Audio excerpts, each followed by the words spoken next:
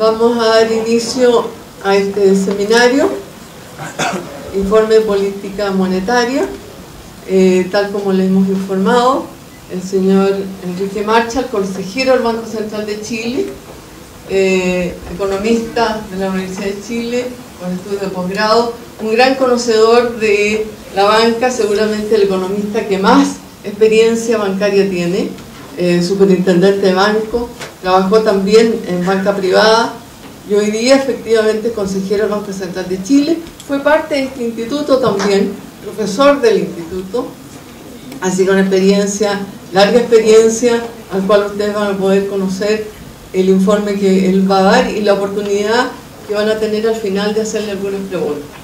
Así que yo primero que nada le agradezco a Enrique esta posibilidad, él permanentemente está dispuesto a colaborar con este instituto, así que es parte del directorio del instituto también, así que gracias Enrique por tu tiempo y toda tu experiencia. Adelante.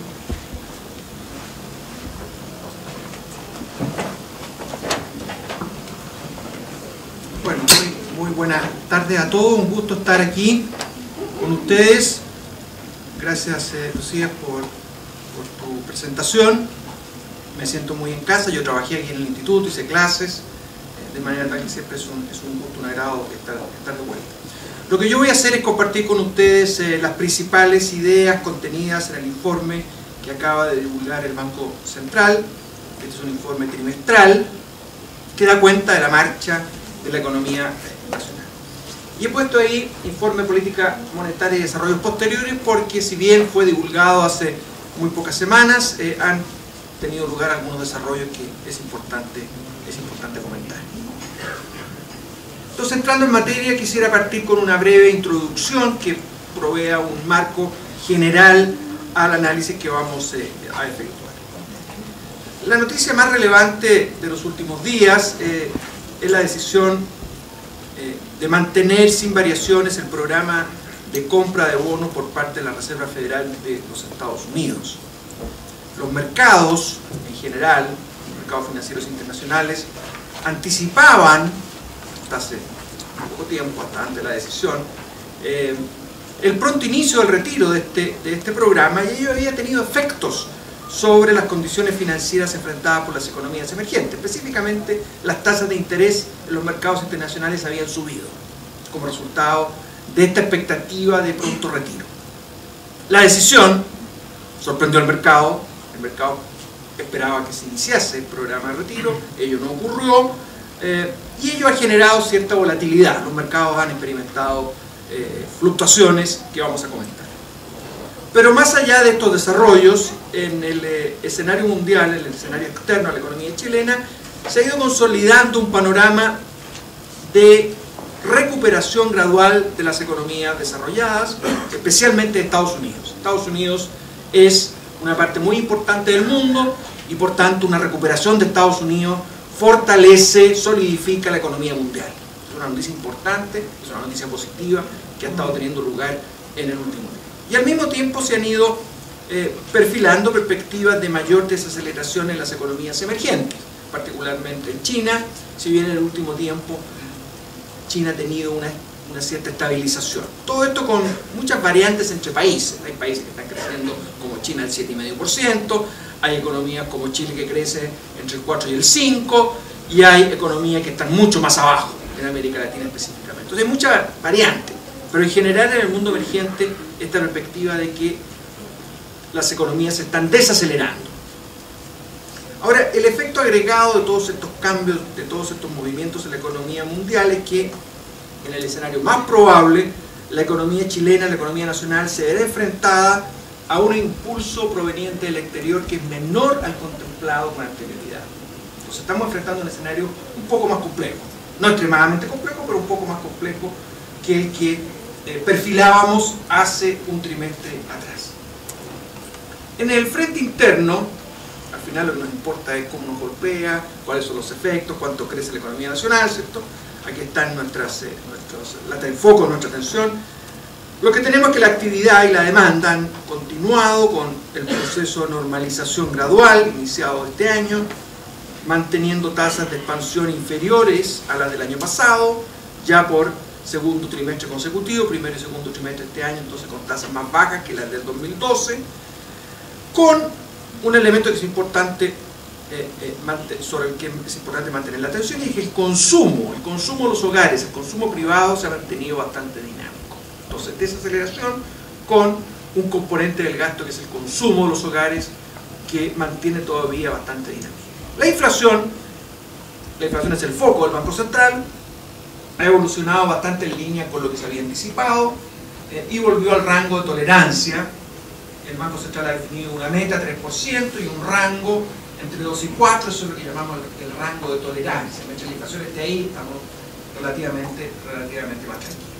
Bueno, ha vuelto al rango de tolerancia, estaba por debajo del rango de tolerancia, teníamos una inflación muy bajita, entonces la inflación se ha ido normalizando, si bien medida subyacente, nosotros entendemos por medida subyacente aquellas que descuentan los componentes más volátiles de la inflación. ¿Cuáles son esos componentes más volátiles? Por ejemplo, el precio de la gasolina. Es un componente muy volátil porque depende mucho de lo que pasa en los mercados internacionales. Entonces, si uno saca esos componentes que fluctúan más, se encuentra con una inflación también muy bajita, del orden del 1%. En este contexto, ¿qué ha hecho el Banco Central? Ha optado por mantener la tasa de interés, la tasa de política monetaria, que es la tasa a la cual hace sus operaciones con los bancos. La tasa de política monetaria es la tasa que aplica el banco en sus operaciones con los bancos comerciales. El Banco Central solo trabaja con los bancos comerciales, no hace operaciones con el público, no hace operaciones ni con las empresas ni con los hogares. Entonces esta tasa, claro, no la enfrenta el grueso público, las empresas, porque es una tasa que solo se aplica a los bancos comerciales. Entonces esto como marco general, y quisiera enseguida entonces detenerme en algunos de estos elementos. Como decía, las economías avanzadas creciendo menos en promedio que las emergentes, pero dando noticias más positivas, con crecimientos que han estado un poquito por sobre lo que se esperaba. Estados Unidos, Japón, la zona euro incluso, saliendo en el agregado de la recesión, En cambio, las economías emergentes, vean ustedes, ahí tienen en rojo está indicado aquellos países que han estado creciendo menos de lo que se esperaba. Entonces, el Asia emergente menos de lo que se esperaba, la India menos de lo que se esperaba, México menos de lo que se esperaba, Indonesia, en fin. En general, entonces, el mundo emergente afectado por esta perspectiva de desaceleración.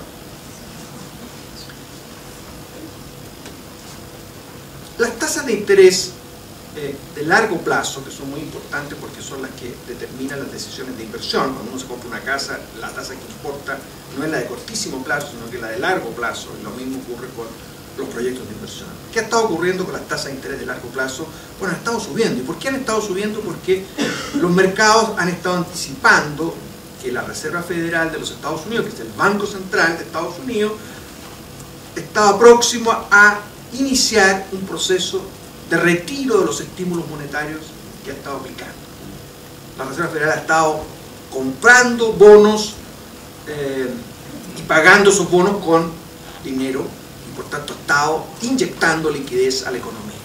Y esto mantuvo durante un buen rato las tasas de interés muy abajo. Entonces, cuando comienza a percibirse de que esto va a cambiar, que estamos próximos al inicio del retiro de este programa, bueno, las tasas comienzan a subir, ¿cierto? Porque ya no va a existir este estímulo que las mantenía particularmente abajo. Y eso es lo que estaba ocurriendo en el último tiempo. Y esto ha afectado a los mercados emergentes, porque las tasas de Estados Unidos son un poco las tasas líder, y por tanto las condiciones financieras enfrentadas por el mundo emergente, por las economías emergentes, se han estado tornando más apretadas. Al igual que en otros periodos de estrés financiero, cuando cambian las condiciones en los mercados internacionales, lo que ha ocurrido en este tiempo ha sido que las monedas de las economías emergentes, y entre ellas América Latina, se han depreciado. Es lo que hemos observado, lo que observamos. No digo en el día de hoy que se ha producido un fenómeno un poquito particular, que es el resultado de la decisión que tomó la Reserva Federal de los Estados Unidos, pero lo que había estado ocurriendo en los últimos 3 meses es una tendencia a la depreciación. El dólar, el tipo de cambio comenzó a subir, eso es depreciación. lo habíamos visto en valores de 480, 485 pesos, bueno, y llegó a niveles de 510. Eso explica entonces una depresión. Entonces, eso que ocurrió en Chile ocurrió también en el Asia emergente, en prácticamente todos los países de América Latina, y también en algunos países desarrollados que son exportadores de materias primas. Los hay también. Entonces tienen una canasta exportadora parecida a la nuestra: Canadá, Australia, Nueva Zelanda. Entonces, durante este periodo hemos observado esta tendencia a la depreciación de las monedas. Digo, exceptuando el día de hoy, porque hoy día se produjo el fenómeno inverso, o sea, se revirtió esta tendencia y el peso se apreció, el tipo de cambio cayó por debajo de los 500 pesos, como resultado, en respuesta a esta decisión adoptada por el Banco Central de los Estados Unidos. Entonces, el tipo de cambio aquí lo vemos en una evolución. De cambio se había apreciado mucho, en rojo es América Latina, y posteriormente entonces ha habido un fenómeno de depreciación, y aquí en la puntita tenemos el fenómeno de hoy día, donde hay una reversión, pero es una reversión pequeña comparado con todo el movimiento previo que se había estado observando. Las materias primas son para nosotros muy importantes, tenemos que seguir con atención la evolución de los precios. Lo que ha estado ocurriendo, el precio del petróleo ha estado subiendo. En parte esto se debió a las tensiones que se vivieron en el Medio Oriente. Cuando las hay en esta región del mundo, cuando hay tensiones geopolíticas, el precio tiende a subir, porque ahí está ubicado parte importante de la reserva de petróleo del mundo. Entonces eso generalmente gatilla este tipo de movimiento. Entonces aquí en morado tenemos el precio del petróleo, después se ha revertido un poquito esa alza, y el cobre lo tenemos en rojo. El cobre ha estado más o menos estabilizado. Entonces esto como contexto general de lo que ha estado ocurriendo en el mundo. Pasemos entonces a la economía nacional. En nuestro país la actividad experimentó un crecimiento del 4,1% en el segundo trimestre del año, 4,1% respecto del año anterior, también al segundo trimestre, pero del año anterior. Es un crecimiento importante, pero menor al que estábamos observando con anterioridad. En este caso, la actividad está aquí medida representada por la línea celeste o azul. Tenemos entonces una tendencia a la baja, digamos, en materia de crecimiento de la actividad. En el mes de julio el IMASEC creció 5,3% anualizado, liderado por la minería. Aquí tenemos la cifra, 5,1%. Ahora, la minería ha estado dando sorpresas. De pronto, por problemas operacionales, ocurre que la producción cae. Entonces al año siguiente, cuando comparamos en 12 meses, se producen variaciones que son mayores que las, ¿cierto? Porque al tomar un porcentaje de variación en 12 meses es muy importante la base. Si la base está caída, bueno, eso provoca un aumento. Pero también hay que considerar que en materia de cobre han madurado proyectos de inversión que se han estado realizando en los últimos años. Por tanto, hay hoy día una capacidad de producción mayor que en años anteriores. Entonces, no es raro observar aumentos en la producción de cobre.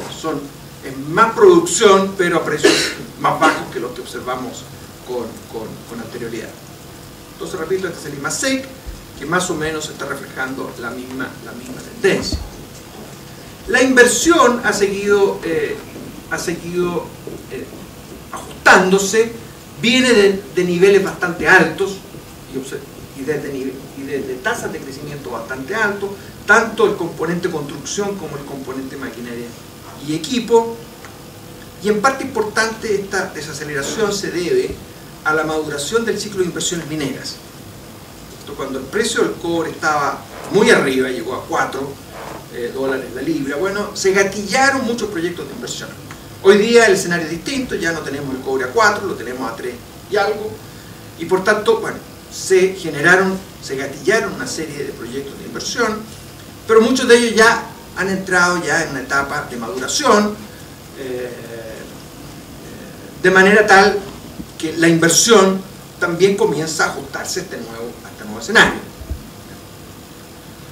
Ahora, este es un fenómeno no solo de Chile, sino que es un fenómeno global. Nosotros aquí, en este cuadro presenta lo que está ocurriendo a nivel mundial. También a nivel mundial se originó este ciclo de inversiones.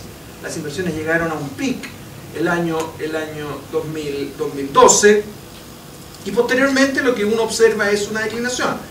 Aquí tenemos la cifra del 2013 y después tenemos los proyectos anticipados o proyectados por las grandes compañías a nivel mundial. Entonces hay un proceso de maduración de este ciclo, de este boom minero, y esto se traduce entonces en proyectos de inversión que comienzan a ser más moderados en cuanto a su intensidad. Y eso lo hemos observado en Chile. Si uno va al norte ya comienza a observar y a sentir en el ambiente que hay un menor impulso generado por el sector minero. Ya no hay la misma intensidad en lo que se refiere a contratación de mano de obra, en adquisiciones, en importaciones de equipo, en fin, todo ese impulso no es que se haya diluido completamente, pero ya no tiene la intensidad que tenía en años anteriores. Por el lado del consumo seguimos observando bastante dinamismo, tanto en su componente durable como en su componente de bienes no durables.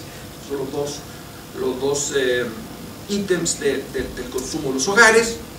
Ambos se mantienen bastante dinámicos.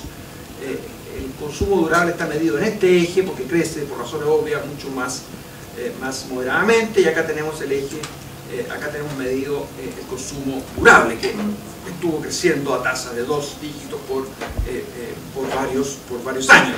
Las personas, dadas las condiciones económicas generales del país, bueno, comenzó a cambiar automóviles, comenzó a mejorar el equipamiento del hogar. Todo eso se traduce entonces en el consumo, todo eso es consumo durable. Los indicadores parciales del tercer trimestre, todavía no cerrado el tercer trimestre, de manera tal que no tenemos una figura completa, un cuadro completo de lo que ha ocurrido en el tercer trimestre, pero ya hay indicadores parciales, y estos muestran que el consumo ha seguido bastante robusto, bastante dinámico. Y esto tanto por el lado de indicadores de ventas como por el lado de automóviles. Aquí tenemos automóviles en esta línea, estos son índices, siguen hay una moderación, pero se mantienen en niveles bastante robustos. Ahora, todo esto tiene una gran explicación. El consumo se mantiene dinámico fundamentalmente porque el mercado laboral sigue brindando impulso, en el sentido de que las tasas de desempleo son bastante bajas, se ubican cercanas a sus mínimos históricos, de manera tal que los hogares disponen ahí de un ingreso. Ese ingreso ha estado creciendo, impulsado tanto por el lado del empleo como por el lado de los ingresos de las personas. Este cuadro muestra la evolución de las remuneraciones reales de los hogares, de las personas, y vemos que han seguido creciendo. Si bien hay una moderación en los últimos meses, siguen creciendo a tasas importantes. La última cifra muestra crecimiento del orden del 3%, real, descontada la inflación, que es un crecimiento bastante importante. Ahora te puede decir, a mí no me ha tocado ese 3%, denme un 3%.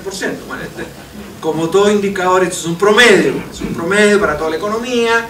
Aquí están los trabajadores de la minería, están los trabajadores de la construcción, en fin, entonces es un promedio, ¿cierto?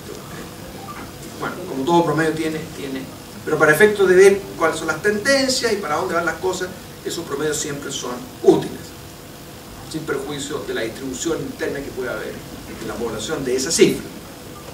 La inflación, ya lo comenté, se ha mantenido dentro de un rango razonable, está de vuelta en el rango de tolerancia, 2 al 4, de manera tal que ahí no ha habido grandes sorpresas. Entonces, normalizándose gradualmente.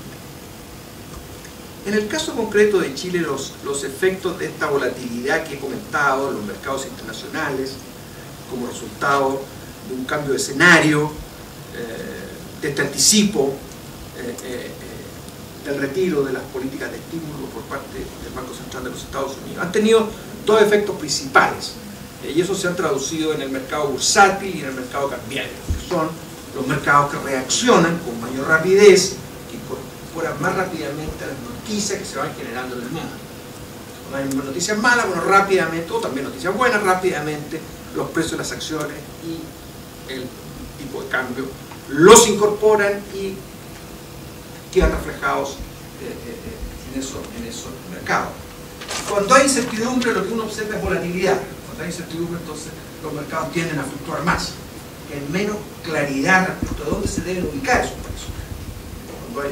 Estamos hoy día en un entorno de más volatilidad que la observada en meses anteriores. El tipo de cambio real es una medida, nosotros lo calculamos para efectos de evaluar la posición competitiva de la economía nacional respecto al resto del mundo. Porque no solo importa cuántos pesos me dan a mí por los dólares provenientes de mis exportaciones, a mí también como exportador, por ejemplo, me importa mucho cuáles son los costos de producción, a qué precios vendo yo mi producción en el resto del mundo. Si me pagan bien, a veces puedo compensar eso con mayores costos de producción. Es lo que pasa con la minería. La minería ha recibido buenos precios, ha pagado costos altos, pero recibe buenos precios. Entonces tiene una ecuación que le confiere una posición bastante conveniente. Otros sectores tienen una ecuación distinta. Uno tiene que medir todo esto, y el tipo de cambio real lo que hace es medir precisamente esa posición competitiva de la economía chilena. ¿Dónde estamos hoy día? Independientemente de la posición del día lunes, que está reflejando fluctuaciones y volatilidad en los mercados internacionales, independientemente de lo que observamos hoy día, estamos más o menos en línea con el promedio de los últimos 15 o 20 años. Esos promedios están aquí representados por estas líneas horizontales, la verde y la morada. Entonces estamos más o menos ahí. Tipo de cambio ni particularmente alto ni particularmente bajo. Perspectivas para adelante. El banco ha hecho ajustes a sus proyecciones de crecimiento mundial y también para el precio del cobre, para el precio del petróleo, proyecciones que son claves para saber cuál es el escenario que debe enfrentar la economía chilena. Por ejemplo, en materia de cobre, hemos hecho un ajuste un poquito marginal para este año, pero para el próximo año hay un ajuste a la baja respecto de lo que había a principio de año, y más o menos estamos en el mismo nivel de junio. Estamos proyectando para este año para el próximo año un precio del cobre 305 centavos la libra, y fíjense ustedes que para el 2015 nuestra proyección ya lo ubica el cobre por debajo de $3 la libra. Entonces, esa es la tendencia es observar precios mucho más realistas desde una perspectiva de mediano y largo plazo. Ya no vamos a ver los precios, la buena situación que se vivió, por ejemplo, el 2012, el año pasado, con un precio promedio de 361, $3.61. No vamos a ver ya más esos precios, porque la economía mundial se está normalizando, China está creciendo a un ritmo más moderado, todo eso determina que el precio del cobre también converja a niveles más normales. ¿Qué proyectamos para la economía nacional? Un crecimiento este año ya está en buena parte jugado. Estamos cerrando septiembre, con eso se cierran ya los 3 primeros trimestres, que ya solamente un trimestre, y por tanto ya es difícil que este año depare grandes sorpresas. Es difícil, imposible, pero es difícil. Crecimiento proyectado para este año 4,5%. Es una cifra inferior a la del año pasado, casi un punto. Y para el próximo año un cuadro que es parecido a lo que hemos observado este año, un crecimiento entre 4 y 5%. Esas son nuestras proyecciones. Nosotros pensamos que el consumo va a desacelerarse en forma gradual. Comenté anteriormente que se había mantenido un cierto dinamismo en materia de consumo privado, consumo de los hogares, y apoyamos esta proyección en que las expectativas de los hogares, medidas a través de encuestas, han estado observando un cierto deterioro. Estas son las encuestas de los hogares, son encuestas hechas por firmas especializadas, a través de metodologías que están bien diseñadas, que se aplican en distintos países del mundo, y las expectativas subieron mucho y después se han ido ajustando hacia abajo. Entonces nosotros pensamos que esto es un anticipo de una cierta moderación, no digo yo de una declinación, de una moderación en el crecimiento del consumo. También vemos que el ritmo de creación de empleo, y en particular el referido a empleos asalariados, también se ha moderado.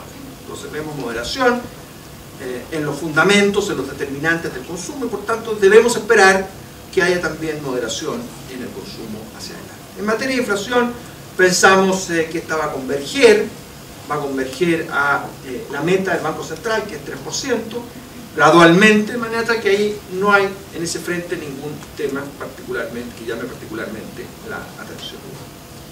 Ahora, en este contexto, ¿qué podemos esperar para la tasa que fija el Banco Central? Que, repito, es la tasa a la cual hace sus operaciones con los bancos, que por cierto afecta al resto de las tasas, porque es la tasa como pivote de la economía, pero no hay ninguna cosa mecánica.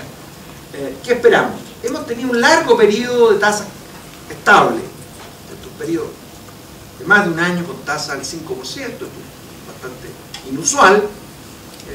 Hemos tenido entonces estabilidad en materia de tasa de interés. ¿Qué se espera para adelante? Lo que hacemos nosotros aquí es describir, graficar las expectativas del mercado, no necesariamente lo que el banco va a hacer, porque lo que va a hacer el banco, el banco lo evalúa mes a mes. No puede decir, ahora mire, el próximo mes vamos a hacer tal cosa, en 2 meses más vamos a hacer tal otra. No, eso se va evaluando porque depende de las circunstancias. La economía es cambiante, depende de las circunstancias. Pero lo que hacemos sí es describir cuáles son las expectativas del mercado. ¿Cómo se obtienen estas expectativas? Se obtienen a través de esta metodología, pero por ejemplo encuestas. Las encuestas a los operadores de los bancos, de las AFP, de las compañías de seguro. Se les pregunta, ¿cuánto espera usted que sea la tasa del Banco Central dentro de 6 meses? Tanto. Bueno, esto está graficado aquí. Y en general uno ve cierta estabilidad con una leve tendencia a un ajuste en el curso de los próximos trimestres, un ajuste acotado en los próximos. Esto es lo que espera el mercado. ¿Qué va a ocurrir realmente? Bueno, eso no lo podemos anticipar completamente. Eso lo va a ir definiendo el banco dependiendo de las circunstancias concretas que se vayan. Todo esto se va a dar en el entendido que se cumplan los supuestos que hay detrás de estas proyecciones, pero bien podría ocurrir que no se den esos supuestos. China podría crecer menos de lo que se proyecta. Este retiro del programa de estímulo de Estados Unidos podría generar incertidumbre, turbulencia en los mercados y generar un cuadro muy complicado. Puede, ¿cierto?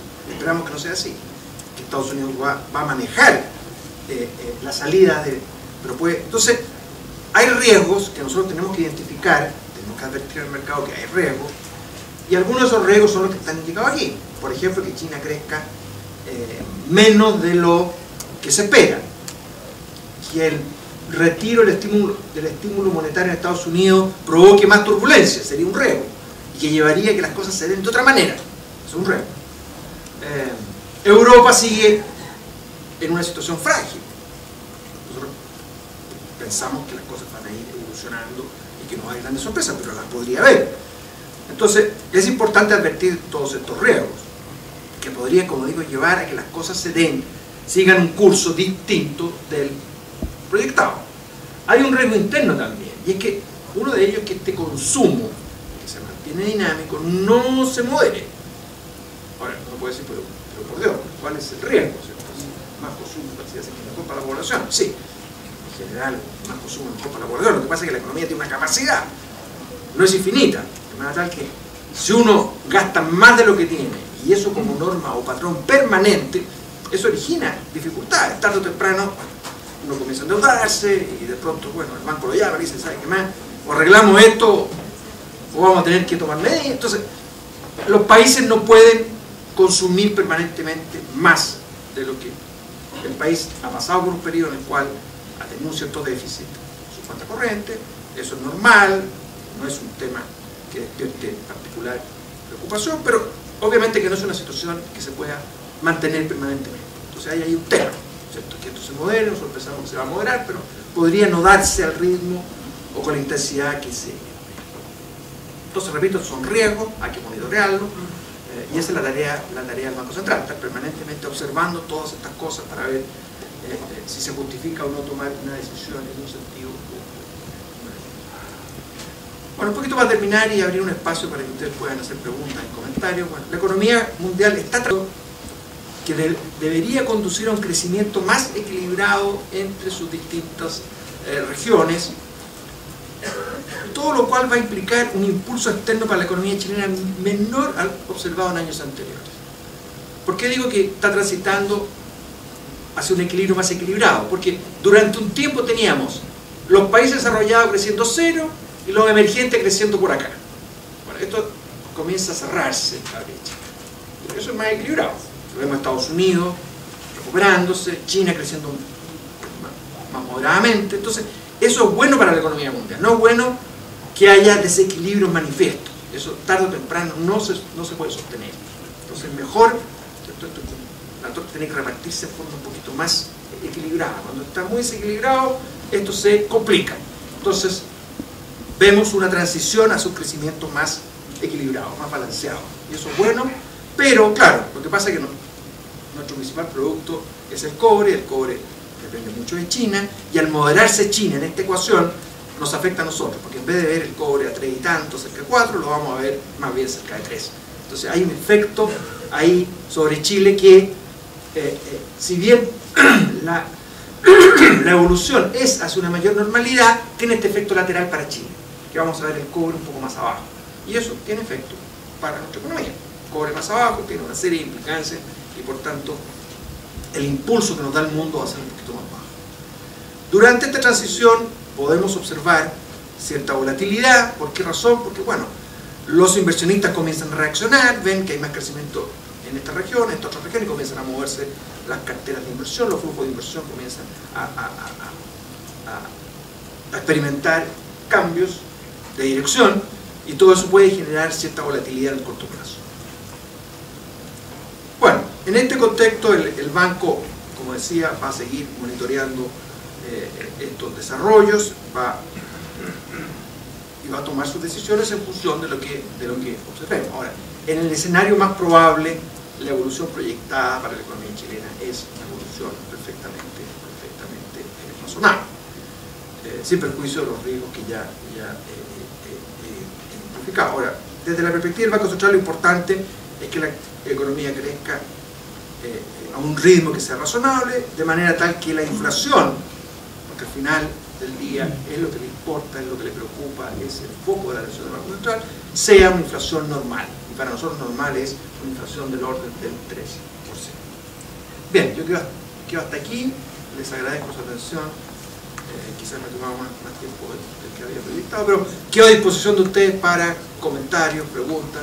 Con mucho gusto las voy a atender, siempre y cuando estén dentro del ámbito que me corresponde, no me hagan preguntas más allá de eso.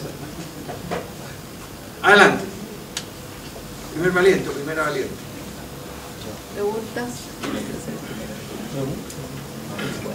Yo quiero hacer una pregunta. Adelante. Gracias. Estimado.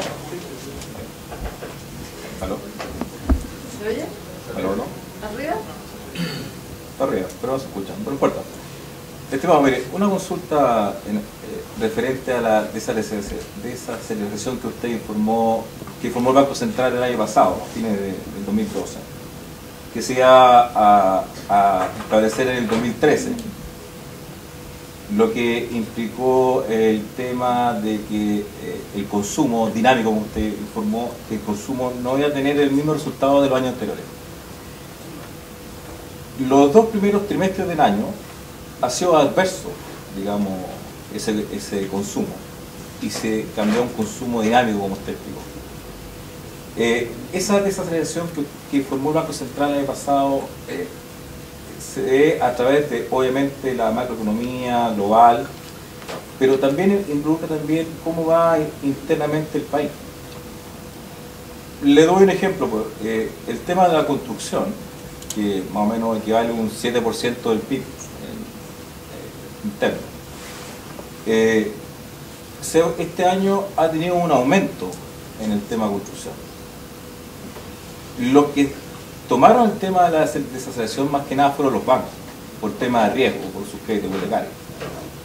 Obviamente que, como explicó ahora, que ha habido un tema de aumento de tasa, más los bancos han tenido más que nada resguardarse a través de ver a sus clientes con el tema de la construcción. Pero se ve adversamente que la construcción ha aumentado de alguna u otra forma y no ha tenido esa desaceleración como se dijo, digamos, en el Banco Central el año pasado. Para este caso, el tema de construcción, para este caso, esa desaceleración, aunque haya esa burbuja inmobiliaria que se especula, ¿se mantendrá o no se mantendrá en los próximos, digamos, 2014, aunque el Banco Central no prevé, digamos, ese dinamismo que tiene el consumo? Hablamos de estas cosas, pero en el fondo... Nosotros lo que vemos es que el consumo ha experimentado cierto ajuste, pero menor al que se había esperado. Incluso en el margen, vea usted aquí, esta tendencia que se venía observando se revierte y vuelve a crecer, a aumentar el ritmo de crecimiento del consumo privado. La última cifra lo ubica cerca del 8% del consumo privado de los hogares. Entonces, hay aquí un dinamismo que es materia de que exige una atención, que exige un monitoreo. Esta es la realidad en materia de consumo privado. Ahora, usted también se refiere al tema de la construcción. A ver, la construcción ha sido un sector dinámico, ha estado creciendo a tasas importantes. El Banco Central en algún momento del año pasado señaló cierta preocupación respecto del crecimiento de los precios, del crecimiento de la actividad, sobre todo por sus implicancias para el sistema financiero, porque el sistema financiero financia a las empresas, algunas empresas inmobiliarias, financia también la construcción, y después, bueno, una vez que los proyectos han concluido, financia a los compradores de los departamentos, de las casas. Entonces, hay ahí un compromiso, y por tanto es una advertencia que apuntaba en la dirección de que el sistema financiero estuviese atento a lo que estaba ocurriendo por sus potenciales implicancias para la estabilidad del sistema financiero. Si alguien compra una casa con patrimonio propio y paga un precio muy alto, eso no debería tener implicancia para la estabilidad del sistema financiero. Simplemente compromete su patrimonio, saca la plata quizás de un depósito o ¿cierto? Por alguna razón, una herencia, algún negocio, una fortuna personal, en fin, compra una propiedad. Si paga un sobreprecio, sería equivalente a eso. Usted compra una obra de arte en un precio que es muy alto y su vecino dice, pero por Dios, te volviste loco, ¿cómo compraste este cuadro en ese precio? Eso no vale. Bueno, ella es un problema de esa persona, digamos, es una apreciación. Entonces, lo que importa sí es si usted se endeudó, el banco dejó en garantía el inmueble, esos precios pueden no darse en el futuro, pueden experimentar cambios. Entonces, y ahí enfrentar una situación, no digo comparable a la de los Estados Unidos, porque es un cuadro muy distinto, con muchas complejidades, donde se asumieron muchos riesgos, pero un cuadro tradicional de impacto sobre el sistema bancario como resultado de un desarrollo inmobiliario que fue más allá de los Entonces, sí hizo esa advertencia. Ahora, lo que hemos observado con posterioridad es que se han ido incorporando nuevas políticas, que los bancos han estado más un poco más restrictivos en el otorgamiento de créditos a las inmobiliarias y a las empresas constructoras. Entonces hemos visto una cierta reacción. Ahora, estas cosas no se ajustan de la noche a la mañana, porque usted comprenderá que si partió un proyecto, ya tiene hecho el hoyo, usted no puede taparlo y decir ya hasta aquí llego, porque el Banco Central dijo no sé qué cosa. No, eso es una señal de advertencia y por tanto lo que hemos observado es la continuación de eso. Pero lo más probable es que hoy día haya mayor cuidado en mirar los proyectos, los bancos están más atentos, de manera tal que haya ahí un efecto que, digamos, tarde o temprano lo tendremos que ver graficado aquí en reflejado en nuestro gráfico y en nuestras tendencias.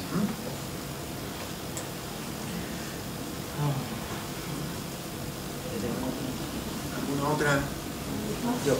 Bueno. Dos preguntas. Dos. Una como alumno de cuándo vuelve al IEB a hacer clases, y otra es que habló de la inversión ha bajado, ¿cierto? Por los procesos de maduración de los proyectos mineros. ¿Existe algún aliciente a que vuelvan a invertir, a lo mejor en otra parte de la industria, etcétera? Bueno, lo que pasa es que la minería, como señalé, ha estado en este boom, en este ciclo, digamos, y hemos observado esta inversión minera en buena medida gatillada por los buenos precios. Las empresas responden a esas condiciones. Hay que pensar que en muchos casos la ley del mineral chileno ha estado cayendo. Hay mucha inversión que responde a la necesidad de aumentar la eficiencia, porque hoy día tiene que mover mucha más tierra para sacar la misma cantidad de cobre. La ley del mineral ha estado cayendo. Entonces, las empresas aprovecharon esta buena racha con utilidades importantes que se fueron reinvertidas para mejorar su operación, para expandir su operación y para hacer también nuevas inversiones. Son normalmente tanto Codelco como las empresas privadas, incluidas las empresas extranjeras que tienen interés en la minería. Ahora, estas son empresas mineras. Es difícil una empresa minera motivarla para que invierta en la agricultura. Le va a decir, mire, yo de ese negocio no sé, yo lo que sé hacer es invertir en minería. Entonces, ahora, hay que invertir en otros sectores, hay que motivar a otros inversionistas que sean especialistas en esos sectores, digamos. O sea, no es tan fácil redireccionar a estos inversionistas, a mineros, redireccionarlo a otro tipo de actividades. Entonces, el país tiene condiciones, tiene ventaja en varios otros sectores. Bueno, eso es un asunto que tendrá que ir, que los inversionistas tienen que madurar. Ahora, en esa perspectiva hay temas sí que despiertan preocupación, y el Banco Central en otras oportunidades nos ha mencionado, por ejemplo, el tema del costo de la energía. Estoy repitiendo cosas que son conocidas, pero simplemente por ordenar la idea. El costo de la energía se ha transformado en un problema, porque eleva los costos. La energía se requiere en la minería, se requiere también en la agricultura, en fin, en la celulosa, en fin, se requiere energía, y por tanto ese se ha transformado en un tema. Para promover inversiones creo que hay un desafío de poder ofrecerle a los inversionistas precios más competitivos, porque otros países hoy día tienen precios más interesantes que los nuestros, por distintas razones, circunstancias. El país está enfrentado a este desafío de contar con mejores precios para la energía, que es un componente muy importante en todos estos sectores. Entonces ahí hay respecto de volver a hacer clase, estoy siempre abierto. Ahora ya creo que puede llegar el momento, esperemos que llegue, ¿ah? En parte esto es una actividad docente también, yo imagino, hablar, o sea, estoy tratando yo lo pondría como una actividad docente, pero extraordinaria, extraprogramática, en fin, pongámoslo de esa manera. O sea, me siento que llegue. ¿Una pregunta? Ahí la última. Considerando que usted decía recién que hay una estimación que el precio del cobre podría llegar cerca más de los $3, dado lo que históricamente tenemos en los últimos años, ¿cuál es la estimación que tienen ustedes respecto del valor del dólar de aquí a un año y cómo podría afectar eso el consumo interno? A ver, el Banco Central desde hace ya más de una década aplica una política de libertad cambiaria y de flotación del tipo de cambio, de manera tal que deja que el mercado encuentre su equilibrio y por tanto no tiene una meta, no tiene una proyección, a diferencia de lo que ocurría antes tuvo otro tipo de política donde había un target, había un objetivo, había una meta y por tanto era más fácil hacer una proyección. Hoy día opta por no dar una proyección en materia de tipo de cambio. Lo que hacemos es mostrar este tipo de gráficos, ¿cierto? Lo que decimos, mira, hoy día, sacando el día lunes de este lunes porque hubo un cambio, el tipo de cambio ha estado más o menos en un promedio de los últimos 15 o 20 años. Ahora, cada uno saca sus propias conclusiones, pero el banco no dice, mire, el tipo de cambio va a seguir ahí, porque como ve usted, ha experimentado fluctuaciones. ¿Y por qué experimenta estas fluctuaciones? Porque de pronto las condiciones que enfrenta la economía chilena cambian, ¿cierto? No es lo mismo tener un dólar a 4 que un dólar a 13. Eso tiene implicancia, porque entran menos dólares al país. Entonces, eso tiene implicancia. Entonces, nuestra política admite esa posibilidad de que el tipo de cambio fluctúe. Y eso es bueno porque no se acumulan tensiones en la economía. Rápidamente, entonces, cuando hay un cambio en el escenario externo, eso se transmite a la economía interna y el tipo de cambio comienza a reflejar esas nuevas condiciones. El país experimentó políticas distintas donde trataba de contener, cambiar las condiciones y ya ese dólar no era factible y la autoridad hacía esfuerzos sobrehumanos por tratar de mantenerlo. Ocurrió con el dólar a 39 pesos, cambiaron las condiciones y la autoridad trataba de mantenerlo y al final esto es como una marea que sobrepasa cualquier esfuerzo humano y al final termina usted arrollándolo, porque acumula como un tranque que acumula energía y bueno, de pronto se desborda y arrasa con todo lo que encuentra. Entonces, el banco prefiere que cuando las condiciones cambian, eso rápidamente refleje. Y eso es lo que está ocurriendo. Cambiaron las condiciones en la economía mundial y el tipo de cambio se fue un poquito para arriba. Hoy día esto está un poco más abajo porque el dólar en el mundo se depreció. Entonces, no tenemos una proyección. Lo que sí calculamos es esto. Y eso ya entrega una orientación de dónde podría estar. A lo mejor lo dejé un poquito insatisfecho, pero como le digo, nosotros no tenemos una proyección ni tenemos una meta respecto del tipo de cambio. En relación al tipo de cambio, sí. Pero sí manejan algunos stop loss para que a la relación de la caída del dólar no vaya a afectar al sector exportador y ustedes intervengan como Banco Central. Bueno, la regla general es la siguiente. El tipo de cambio lo determina el mercado, hay flotación. Ahora, el banco siempre se reserva el derecho a intervenir en situaciones excepcionales. No están definidas con precisión cuáles son. Eso hay que verlo, hay que evaluarlo. Es un diagnóstico que el banco tiene que hacer. Porque siempre intervenir tiene costos. Usted desliza alguno de los beneficios, ¿cierto? El sector exportador, claro, se ve beneficiado si usted interviene, pero también hay costos que paga el resto de la economía. Entonces aquí no hay nada absolutamente gratis, nada. Entonces esto tiene, y ese balance hay que hacerlo, cuáles son los costos, cuáles son los beneficios, y eso lo ha hecho el banco, y en los últimos años ha intervenido en 2 oportunidades con programas masivos de compra de dólares. Entonces no hay una regla, porque si tuviese una regla ya estaríamos hablando de una política distinta. Sí está contemplado, sí se explicita, se deja en claro que podrían haber en casos excepcionales cuando se cumplan ciertas condiciones, pero básicamente esas condiciones son que los beneficios excedan a los costos y que usted tenga alguna probabilidad de éxito en su intervención. Pero eso está precisado en esos términos, no más allá. Ahora el mercado especula, dice como la vez anterior, intervino cuando estaba en tal nivel, eso ya es una especulación del mercado, no es una política explicitada. Bien, señoras. Muy bien. Señores, gracias por su atención. Muchas gracias. Un aplauso.